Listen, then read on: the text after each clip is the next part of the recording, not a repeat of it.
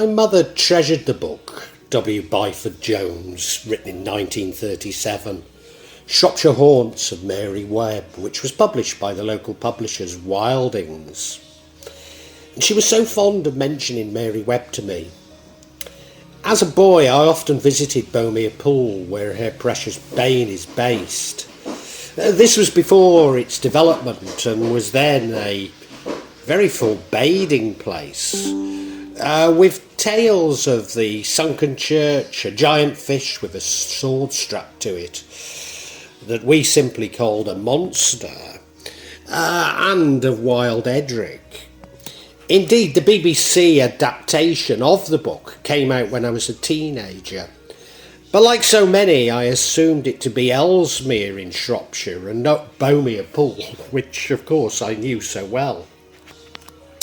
As a teenager, I also used to pass her home, Spring Cottage on Lith Hill, so regularly.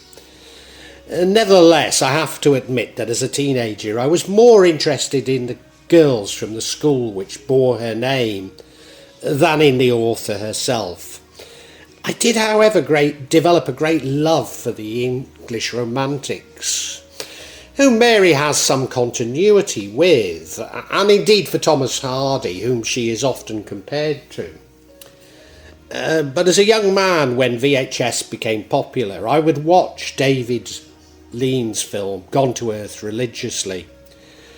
Maybe because I had a departed uncle who I did meet him once, who had lived below Bromlow Callow, or the Callow as it is called in the film. Especially I would watch it when returning home from a rave during what I called my chill out.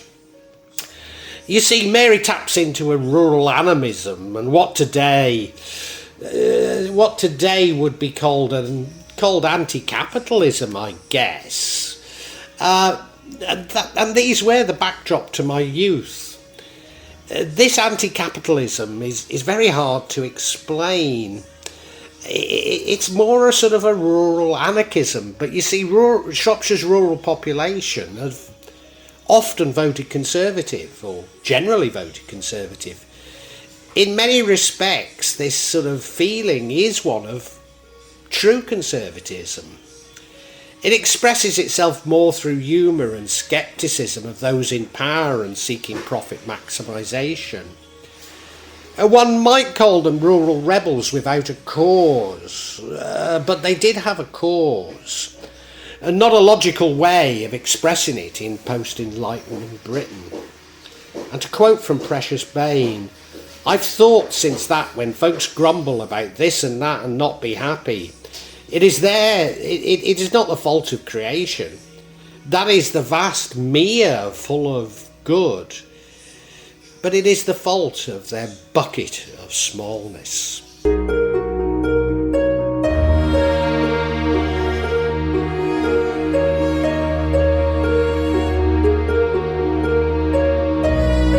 Mary was born Mary Gladys Meredith.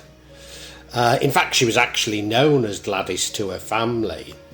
In 1881, at Leighton Lodge in the Shropshire village of Leighton, where she was baptised at St Mary's Parish Church. Her Welsh father, George Edward Meredith, was an Oxford graduate and a private schoolteacher. Indeed, he had a small boarding school at Leighton Lodge. He inspired his daughter with his love of literature and local countryside, and Mary explored the countryside around her childhood home and developed a sense of detailed observation and description of places, but also of people. And her poem Green Rain is it's so beautiful. "In the scented wood we'll go, and see the blackthorn swim in snow. High above the budding leaves a brooding dove awakes and grieves. The glades with mingled music stare, and wildly laughs the woodpecker. With blackthorn petals pearl the breeze, there are the twisted hawthorn trees. thick set with buds as clear and pale as golden water or golden hail, as if a storm of rain had stood enchanted in the thorny wood, and hearing fairy voices call, hung poised, forgetting how to fall. In fact, Mary became a vegetarian as a child and loathed the slaughter of animals. She was a champion of the non-conformists and the underdog. She defended the rights of the individual against societal pressures and expressed an intuitive awareness of the collective unconsciousness of humanity. The past is only the present, becomes invisible and mute, and because it is invisible and mute, it memorises, glances and murmurs infinitely precious. We are tomorrow's past, and that was from Precious Bane. Her mother, Sarah Alice, was from Edinburgh and said to be descended from Sir Walter Scott.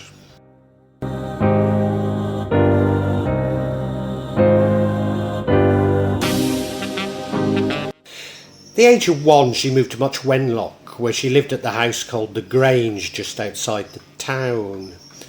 Mary was taught by her father and then sent to finishing school for girls in Southport in 1895.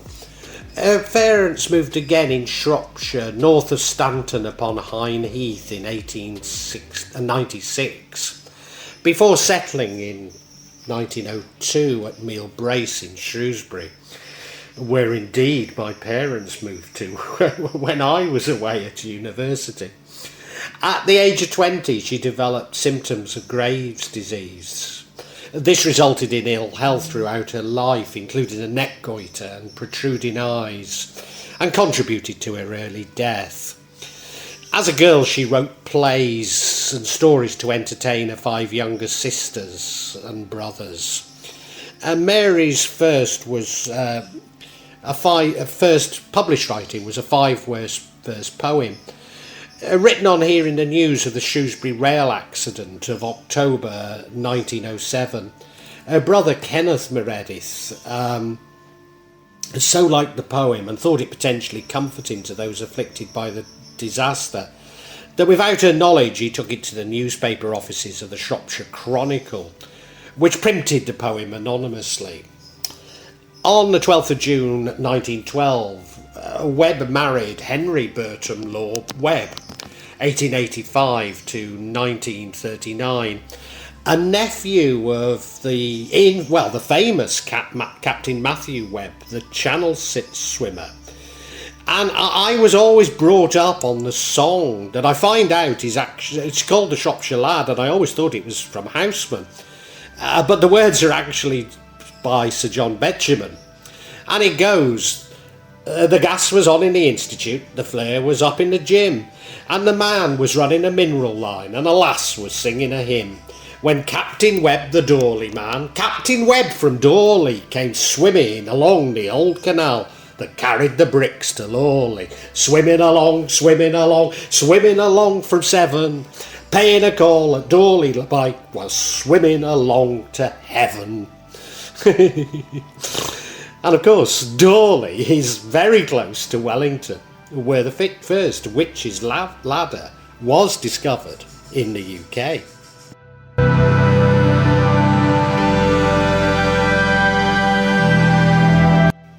The wedding guests, or the guests to her wedding, actually caused quite a stir, as she'd invited 70-year-old and destitute people, many from the women's ward at Crosshouses Workhouse.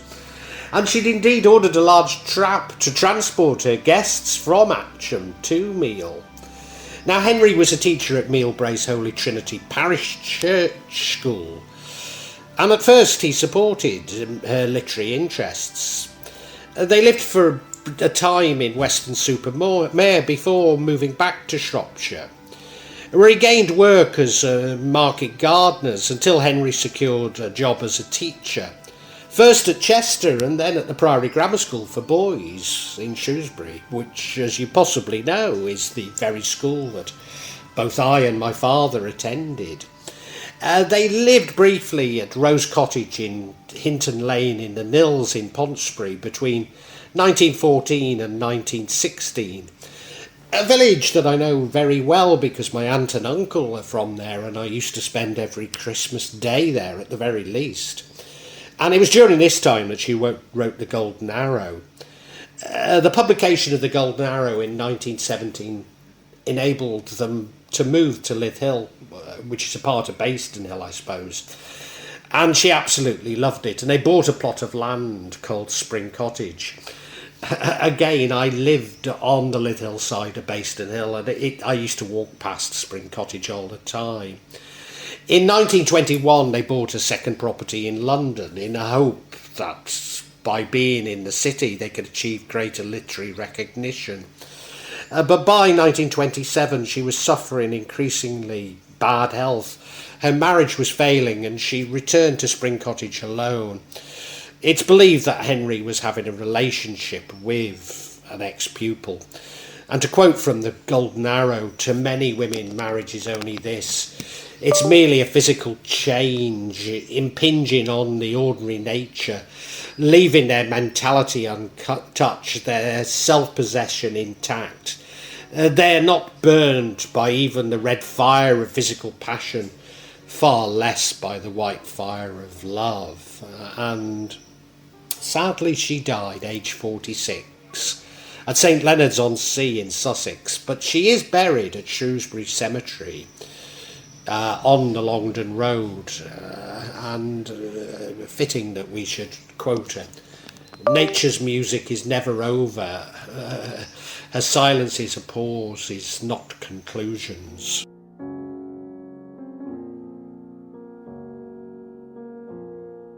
Now, Mary was heavily influenced by Charlotte Burne, and her jointly authored book of 1883, Shropshire Folklore, A Sheaf of Gleanings, who, when discussing the people of Shropshire's beliefs, said that it would be easier to alienate them from church than to weaken them in their faith in witchcraft.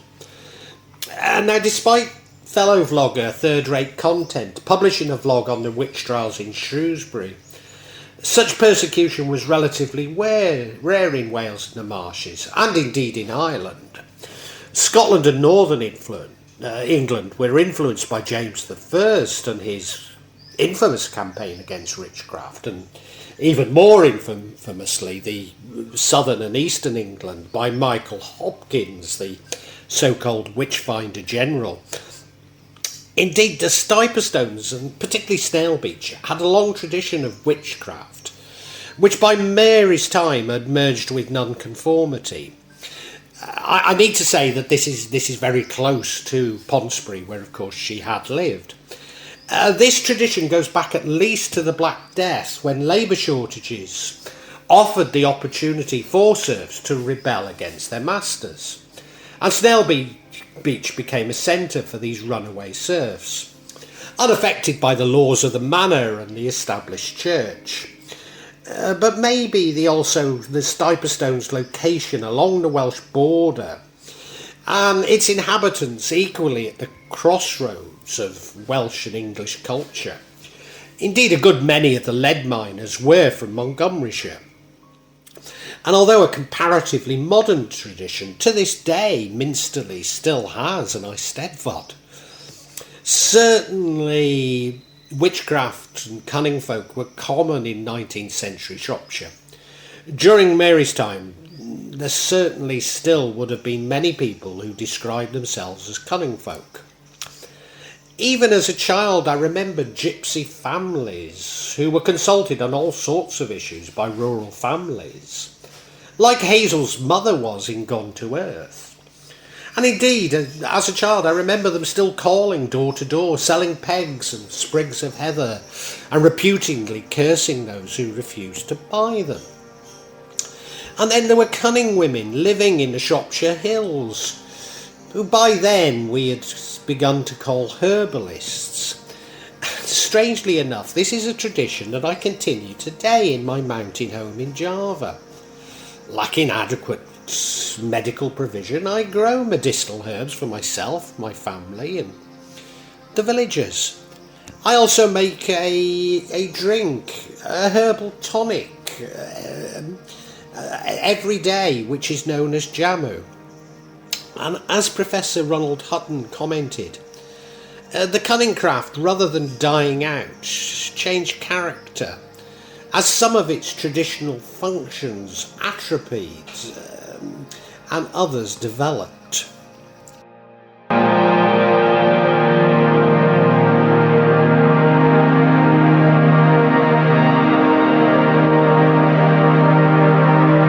Of course, witchcraft is still popular in Shropshire, but one has to doubt the resonance it has with traditional practices.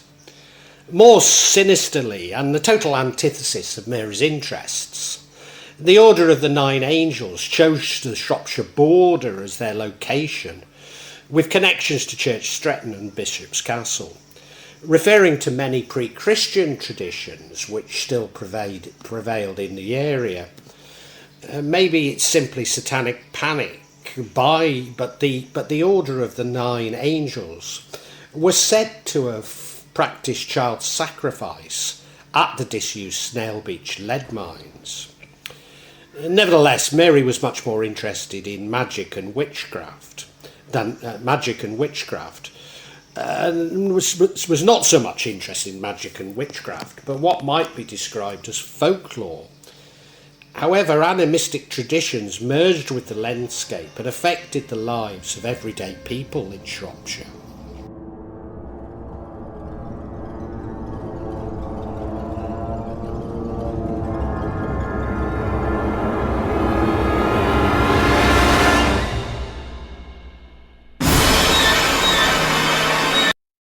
Precious Bane is the story of Gideon and Prusan, which intersects with the local cunning man, Beguiled, with whom the Sarn family has a long-running feud.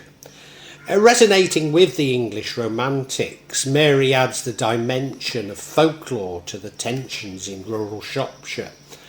The novel challenges the post-Enlightenment opposition between modernity and the superstition of those whose lives are still structured around traditional ways of understanding the world. Indeed, Precious Bane represents a countryside in transition as residual transitional culture confronts a rural modernity shaped by a capitalist ideology. Whilst Gideon sees working hard to gain the maximum profit from the land as modern, Prue questions such a destructive approach to farming. In Gudunkeedle in Java, I witnessed this today, where a family can feed itself off a relatively small plot of land and relatively limited work. But so many are enticed to more intensive methods to pay off loans taken out for weddings or more modern housing materials. Despite Beguiled's complaint that most of those who came to him were young maids with no money or old men who wanted someone cursed on the cheap, he is not called upon to curse or remove curses for anyone in the book. Almost all the requests for assistance that he receives relate to illness or injury. Even Gideon, who does not approve of the wizard, acknowledges that he has a salve for every sore. Like Mary, Beguiled points to the incorporation of animistic traditions within everyday life, rather than an alternative religion. The same could be said of Hazel in Gone to Earth, who could feel in nature things crying out as they have long while been hurted. Although Beguiled offered a ghost bottling service, for which there was still demand in Shropshire at the end of the 19th century, even being offered by some church ministers, according to Burne. Just as I today have come across Dukan bottling and burning gins in these bottles here in Indonesia. Also, as I experience in Indonesia today, Beguiled is not respected in his community as much as his predecessors would have been, particularly by Gideon, who has embraced the instrumentalism and profit-seeking aspects of what he sees as a rural modernity. Although my father was from Liverpool, he was evacuated to Shropshire during the war, I should add, along with Ken Dodd. He ended up as a farm manager for the wartime Ministry of Agriculture, or WARAG as it was known, taking over supposedly unproductive farms and farming them extensively with the abundant application of chemicals. In many respects mirroring the extensive arable techniques of large farms of the east of England, whom he eulogised, and modernising the traditions of Shropshire's mixed-use small holdings. But the traditionally biodiverse meadow supported a much greater range and diversity of extensive nature than Gideon's more profitable monocultural landscape. As ever, war was the excuse for the destruction of traditional ways of life and indeed of economic relationships, including the distribution of wealth. In fact, the dynamic between Gideon and Prue was played out within my own family, between my mother and father, a dynamic that I am only beginning to come to terms with and understand since their deaths, and maybe since becoming something of a mystical recluse in the mountains of Java. Modernity often values only that which can be owned or quantified or ascribed a monetary value to, but this is not something which one could or should seek to quantify. For when the nuthatch comes in all her own tree, she doesn't ask who planted it, nor what name it bears to men, for a tree is all to a nuthatch, and this was all to me. Such attitudes spill over to all of God's creation. Jack Redding, the squire in Gone to Earth, believed that women, servants and animals were in the world only for his benefit, whereas Gideon is equally cruel to his financier Jancis. In fact, he murders his own mother by putting hemlock in her tea when she is no longer able to work the land. And there's mother, as used to help a bit, no use and less than no use, a heavy burden. We'll never pick up now she's like that.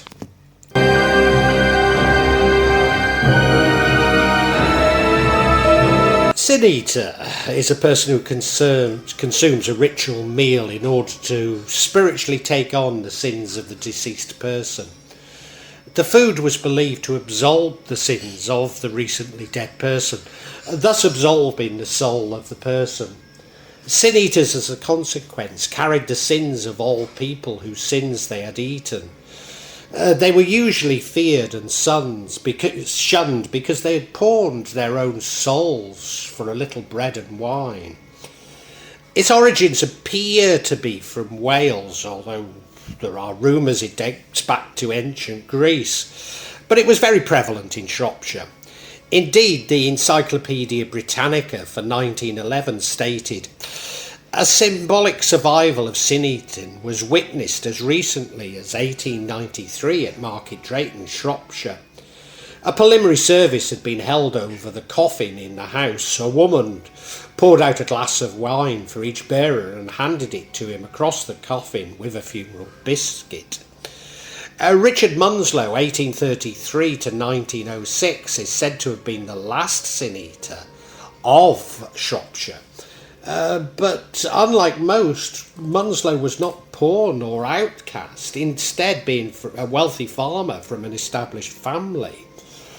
In the words of the Reverend Norman Morris of Ratlinghope, or Ratchup as I know it, where Munslow was from, and straddling the Longmynd and the Stiperstone, said, "It's a very odd practice and would not have been approved by the church, but I suspect the vicar often turned a blind eye to the practice. At a funeral of anyone who died without confessing their sins, a sin eater would take on the sins for the deceased by eating a loaf of bread and drinking ale out of a wooden bowl passed over the coffin, and make a short speech. I give easement and rest now thee, dear man, and ye not down the lanes or meadows. For thy peace I pawn my own soul. Amen." In Precious Bane, Gideon is dismissive of magical beliefs and prophecies. He mostly laughs at signs and bodings. When Prue and her brother Gideon are burying their father, the coffin is standing in the grave. The mourners had all drank good health to their father from a big pewter tankard full of elderberry wine, which was all the mother had been able to afford. But at the coffin foot was a little pewter measure full of wine and a crust of bread with it, but nobody touched them. Sexton, one of the mourners, stepped forward and asked, "Be there a sin-eater?" And mother cried out, "Alas, no! Woe, it's me! There is no sin-eater for poor Sam. Gideon gainsaid it." Gideon can take the role of the eater for his deceased father's sins because he thinks the process is nonsense. We'll save money. What good would the man do? But his mother would not be confronted because her husband has died in wrath, all his sins upon him. He died in his boots, which is very unkent thing, and bodes no good. If there's no one else to help, let alone his own lad take pity, Gideon wants to make sure that his mother will give him the family farm if he acts as the father's sin-eater. "Yes, yes, my dear," she says, "what be the farm to me? You can take all and welcome." And thus Gideon eats his father's sins, saying, "What harm a sup of one's own wine and chumble a crust of one's own bread?" And in doing so, Gideon makes a Faustian pact to get the farm. His Bane is gold, which he sets to acquire quite regardless of the harm he will do to others. He is, of course, cursed and doomed. Gideon becomes a monster with no morals and eventually half mad. Prue survives and lives to a happy old age, but remembers the stories, the harvest, the celebrations, and Gideon's monomania and hubris. She mourns the dead, rather like I do today.